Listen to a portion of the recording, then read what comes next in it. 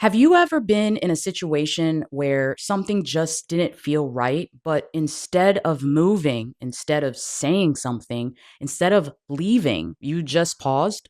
And later you think to yourself, why didn't I do anything? If that ever happened to you, I want you to understand something right now. That wasn't weakness. That was your nervous system doing exactly what it's designed to do without the training to know what to do next.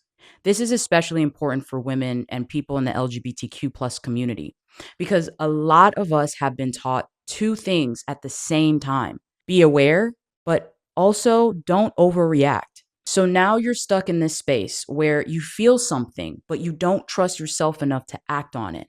That's where the freeze happens. Most people know about fight or flight, but freeze is just as common. Freeze happens when your brain is trying to solve a problem and hasn't practiced before. It's like your body is asking, what's the safest move here?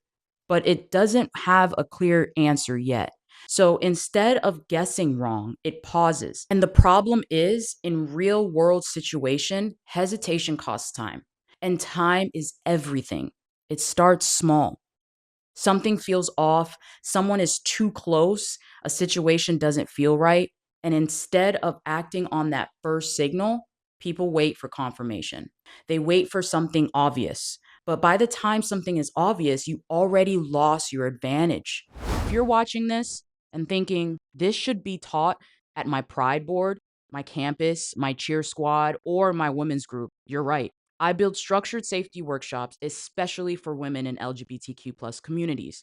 Control, cover, communication. No fear tactics, no political rhetoric. It's just practical tools that make people harder to destabilize in public spaces. If your organization needs this, reach out. Tell me where this conversation belongs. Now, let's continue. So let's break this down simply.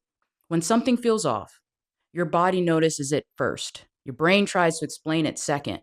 And that gap right there, that's where people get stuck because your brain says you don't have proof. You might be overreacting or just relax. That conflict creates hesitation and hesitation creates freeze. What I teach is not how to react faster, but how to remove that hesitation completely. Because the goal isn't to be perfect, the goal is to be early. Early decisions are quiet, late decisions are chaotic, and most people are waiting too long. So here's a simple way to think about it. Instead of asking, is something wrong? Start asking, what's my next move? That shift changes everything because now you're not stuck analyzing, you're moving. Even something small like stepping into a different space, changing directions, creating distance, that breaks the freeze. Let's say you're walking to your car and something feels off behind you. Most people will just keep walking, look down, pretend nothing's happening, but someone who is prepared will slightly adjust, create space, and change their path. Not dramatically, just enough to stay in control. That's the difference. I want you to hear this clearly. There's nothing wrong with you. You were just never taught what to do next. And once you understand that, you stop blaming yourself and you start training yourself. Now, in the next video, I'm going to show you something most people completely miss: how people actually test boundaries before anything happens. Because once you see that, you'll start catching things earlier.